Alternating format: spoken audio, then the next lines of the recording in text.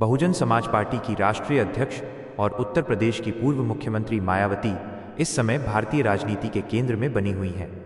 देश के राजनीतिक परिदृश्य में पल पल बदलते घटनाक्रमों के बीच बसपा सुप्रीमो लगातार अपनी रणनीतियों, तीखे बयानों और सांगठनिक बदलावों को लेकर सुर्खियों में छाई हुई हैं। उत्तर प्रदेश से लेकर राष्ट्रीय स्तर तक उनकी हर एक गतिविधि और सोशल मीडिया पर आने वाला हर एक पोस्ट राजनीतिक गलियारों में हलचल पैदा कर देता है। आगामी विधानसभा चुनावों की तैयारियों, पार्टी के भीतर युवाओं को आगे बढ़ाने की रणनीति, कानून व्यवस्था के मुद्दों पर सरकार को घेरने और दलित बहुजन समाज के अधिकारों की रक्षा के लिए उनके द्वारा उठाए जा रहे कदम इस समय मीडिया और सोशल मीडिया पर जबरदस्त तरीके से वायरल हो रहे हैं। मायावती की इन राजनीतिक चालों और बयानों ने विपक्षी दलों के साथ साथ सत्ताधारी दल को भी सोचने पर मजबूर कर दिया है। राजनीति के इस दौर में मायावती से जुड़ी ऐसी ही 10 सबसे ताज़ा, बड़ी और महत्वपूर्ण खबरों का विस्तृत विवरण यहाँ दिया जा रहा है, जो इस समय सबसे ज़्यादा चर्चा का विषय बनी हुई हैं। पहली सबसे बड़ी और वायरल खबर बसपा के सांगठनिक ढांचे में जमीनी स्तर पर किए जा रहे बड़े बदलावों को लेकर है। मायावती ने आगामी चुनावों को देखते हुए साफ कर दिया है कि अब पार्टी बड़े बड़े सम्मेलनों या रैलियों के भरोसे नहीं बैठेगी, बल्कि कैडर कैंपों के माध्यम से सीधे जनता के बीच जाएगी। लखनऊ में आयोजित पार्टी की उच्च स्तरीय बैठक में उन्होंने साफ निर्देश दिए कि हर विधानसभा क्षेत्र में छोटे छोटे कैडर कैंप लगाए जाएं। इन कैंपों का मुख्य उद्देश्य बाबा साहेब डॉक्टर भीमराव अंबेडकर और मान्यवर कांशीराम के विचारों को नई पीढ़ी तक पहुंचाना और पार्टी के पारंपरिक कोर वोटर को दोबारा एकजुट करना है। मायावती का मानना है कि सोशल मीडिया के इस दौर में भी जो ताकत व्यक्तिगत संपर्क और जमीनी मुलाकातों में है, वो किसी बड़े आयोजन में नहीं हो सकती। इसलिए उन्होंने पार्टी के सभी छोटे बड़े पदाधिकारियों को वातानुकूलित कमरों से बाहर निकलकर सीधे गांवों और दलित बस्तियों में जाकर चौपाल लगाने और लोगों की समस्याएं सुनने का आदेश दिया है।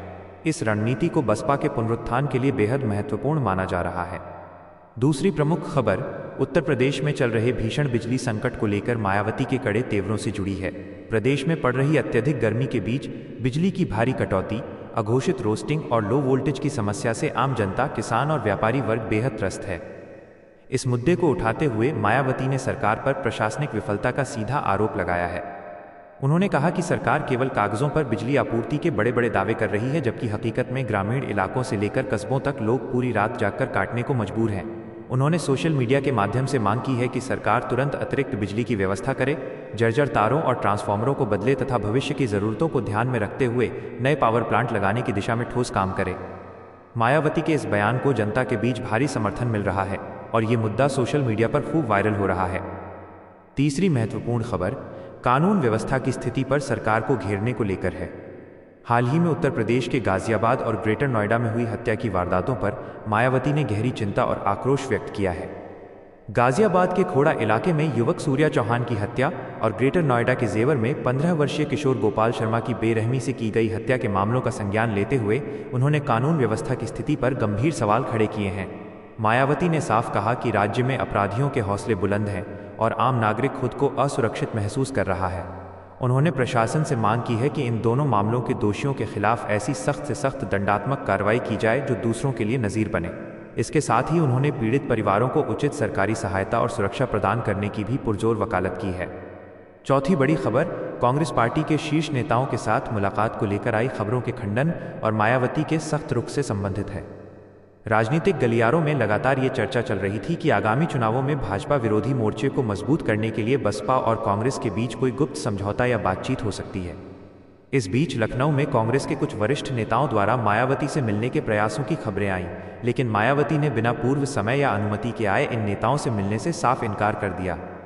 इसके बाद उन्होंने अपने आधिकारिक बयानों में स्पष्ट किया कि बसपा अपने दम पर चुनाव लड़ने में सक्षम है और किसी भी ऐसे दल के साथ गठबंधन नहीं करेगी जो केवल चुनाव के समय दलितों और पिछड़ों की याद रखता है। मायावती के इस बेबाक और कड़े रुख ने स्पष्ट कर दिया है कि वो अपनी शर्तों पर ही राजनीति करेंगी, जिससे विपक्षी खेमे में खलबली मची हुई है।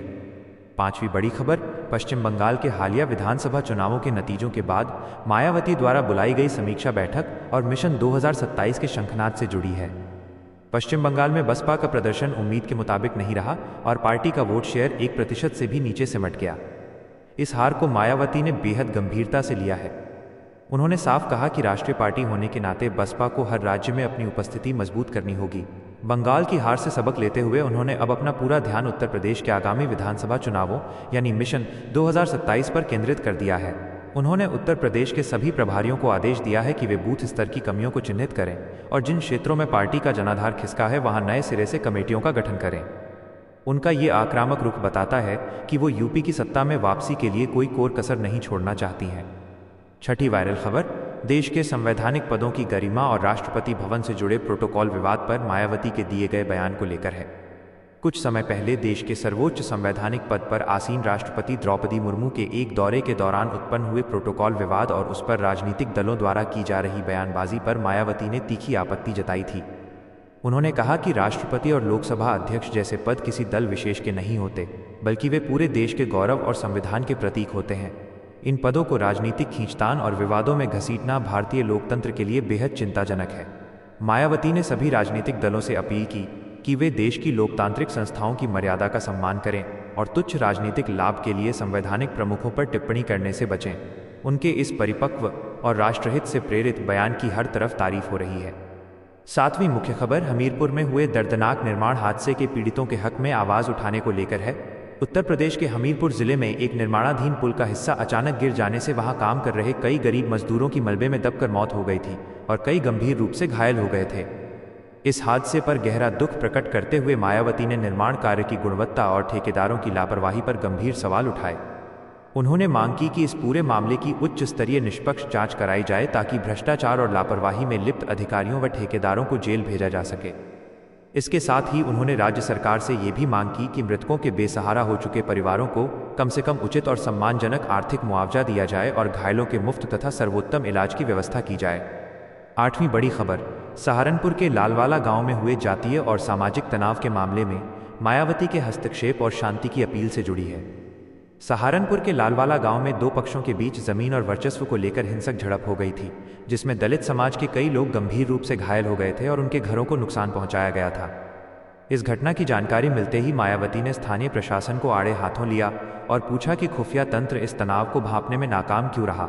उन्होंने बसपा के स्थानीय नेताओं का एक प्रतिनिधि मंडल पीड़ित परिवार से मिलने और स्थिति का जायजा लेने के लिए मौके पर भेजा। मायावती ने प्रशासन से बिना किसी भेदभाव के दोषियों के खिलाफ सख्त कानूनी कार्रवाई करने की मांग की और साथ ही स्थानीय समाज के लोगों से अपील की कि वे किसी भी प्रकार की अफवाहों पर ध्यान न दें और आपसी भाईचारा व शांति बनाए रखें। नौवीं महत्वपूर्ण खबर ऐतिहासिक और सांस्कृतिक संदर्भ से जुड़ी है, जिसमें मायावती ने महान शासक अहिल्याबाई होलकर की जयंती पर उन्हें भावभीनी श्रद्धांजलि अर्पित की। मायावती ने अहिल्याबाई होलकर के जीवन और उनके सुशासन को याद करते हुए कहा कि वे भारत की एक ऐसी न्यायप्रिय, धर्मनिरपेक्ष और लोक कल्याणकारी शासक थीं जिनका पूरा जीवन नारी शक्ति के उत्थान और समाज के दबे कुचले वर्गों की सेवा में बीता। उन्होंने कहा कि आज के शासकों को अहिल्याबाई के जीवन से प्रेरणा लेनी चाहिए कि किस प्रकार बिना किसी भेदभाव के राजधर्म का पालन किया जाता है। मायावती ने इस मौके पर बहुजन समाज की महिलाओं से आह्वान किया कि वे शिक्षित बने, अपने अधिकारों को पहचानें और देश के विकास में अपनी सक्रिय भागीदारी सुनिश्चित करें। उनके इस संदेश को सोशल मीडिया पर लाखों लोगों ने साझा किया है। 10वीं और सबसे ज़्यादा चर्चा में रहने वाली वायरल खबर पार्टी के भविष्य और उनके भतीजे आकाश आनंद की बढ़ती राजनीतिक भूमिका को लेकर है। मायावती अब बसपा को पूरी तरह से आधुनिक, डिजिटल और युवाओं के अनुकूल बनाने की दिशा में तेजी से काम कर रही हैं। इस पूरी मुहिम की कमान उन्होंने अपने उत्तराधिकारी और भतीजे आकाश आनंद को सौंपी है। आकाश आनंद लगातार अलग अलग राज्यों का दौरा कर रहे हैं, युवाओं के साथ सीधे संवाद कर रहे हैं और सोशल मीडिया के माध्यम से पार्टी की नीतियों का प्रचार प्रसार कर रहे हैं। मायावती स्वयं आकाश आनंद के कामकाज की निगरानी कर रही हैं और उन्हें सांगठनिक स्तर पर बड़े फैसले लेने की पूरी छूट दे रखी है। राजनीति के जानकारों का मानना है कि मायावती की ये रणनीति बसपा में नई जान फूंकने का काम कर रही है, क्योंकि इसके जरिए पार्टी उन युवा मतदाताओं तक पहुंच पा रही है जो बसपा के शुरुआती दौर के संघर्षों से वाकिफ नहीं थे। आकाश आनंद को आगे बढ़ाने के मायावती के इस फैसले को पार्टी के भीतर और बाहर एक बड़े और दूरगामी बदलाव के रूप में